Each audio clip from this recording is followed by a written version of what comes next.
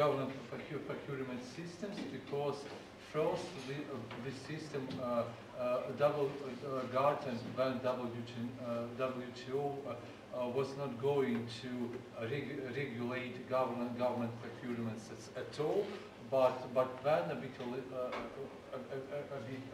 later, some regulations, some proposals concerning government procurements appeared, but anyway, they're not compulsory, and so Ukraine didn't sign this part of WTO agreement phase. And so we'll speak about which are WTO regulation of government procurements consists of first, and is it so necessary for our country, for Ukraine, and other countries which are represented here in the seminar to join this system. Friedel. Thank you very much. To start with, you realize, of course, apart from procurement being a so-called plurilateral agreement, as Kirill said, not compulsory to sign up for, it is also an unusual part of any course of WTO law, because most of the time people will not talk about it. It's a very important subject nonetheless, and it will much rather be discussed in company law terms, in private law spheres, but very rarely as subject of the WTO. And I think it's not justified to keep it out. It's important because it is one area in which governments, as can be shown by the limited number of ratifying states, governments maintain the right to discriminate. That's really what it is. If you look at Article 3 of the GATT, those of you who may have access to that document, we came across this Article 3 in several contexts already, providing for national treatment regarding taxation and other regulations. There must not be any unequal treatment or discrimination. However, Article 3 exempts from the duty not to discriminate two subjects: subsidies and procurement. That was in 1948, because in 1948 it was commonplace for governments the world over to purchase goods and services from their own domestic contractors, without even thinking about it. That was common practice. And subsequently, when they began to revise the economics of procurement practices and realized that it may not be very efficient to do that any longer, it took still a great many years for them to accept regulation of that area. In fact, the process started as often in the OECD, and only in the mid-1970s did the European Union begin to adopt its own regulations, in terms of directives, by the way, to oblige member states to open up their domestic procurement processes, which were always inward-looking, non-competitive, rewarding the national champion, regardless, that is, of commercial considerations.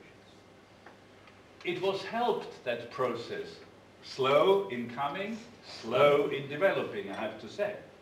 It was helped nonetheless by people like, yes, Margaret Thatcher. I'm not a friend of Margaret Thatcher. I don't, in fact, know any friend of Margaret Thatcher. But she coins that memorable phrase, value for money. And that, of course, was the slogan that people could understand. If governments buy goods and services, they buy it with what money? Taxpayers' money. Of course, most of the time, the electorate does not seem to think there is anything, can there anything be wrong with the government making its own decisions? They are not in the habit of controlling, of monitoring, or looking carefully how their money is spent. Today, we know better, and we expect governments to be transparent, to lay open the budget, subject to public discussion and criticism, at least in some countries. And consequently, governments have to justify themselves. There's a court of auditors there which will look at the expenses, will look at the projects, will look at how the contracts have been awarded, etc. And wasteful disbursement of public funds, of course, is damaging. Apart from that, I'm still talking about the European Union or the basic principle.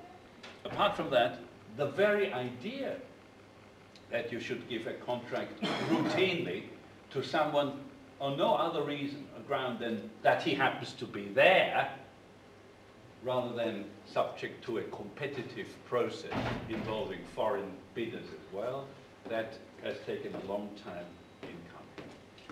And that is also the reason that in the WTO system it is still a plurilateral system in an annex to the WTO agreement and not compulsory for every new member to come in.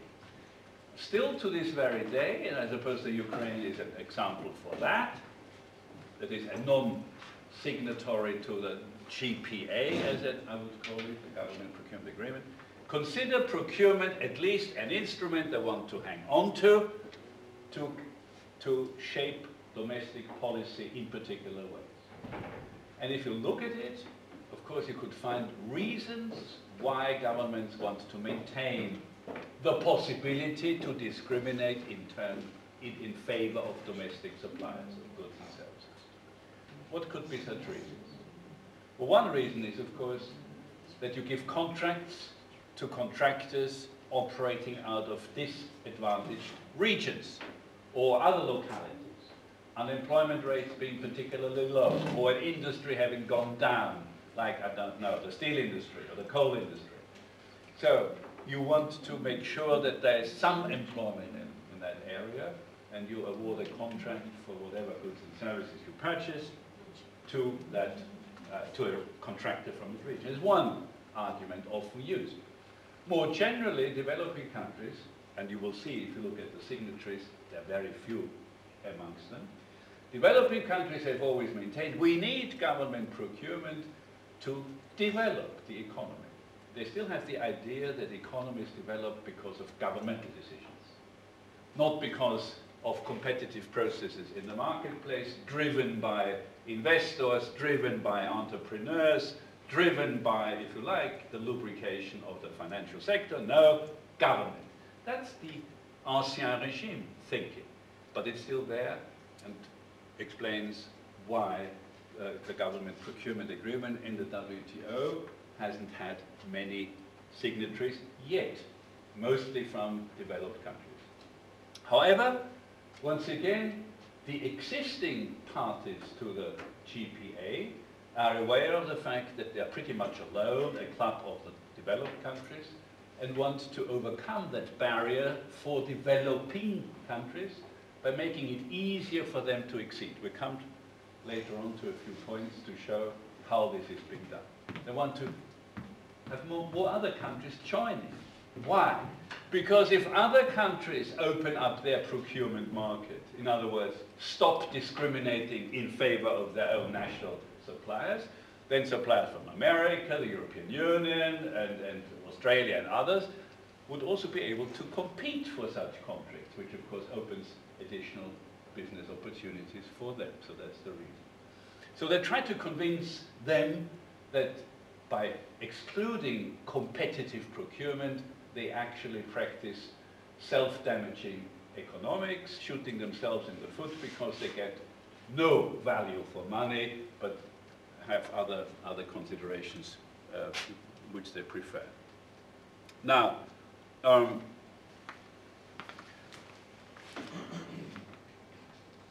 this is how I will sort of go through the agreement in these sort of bullet point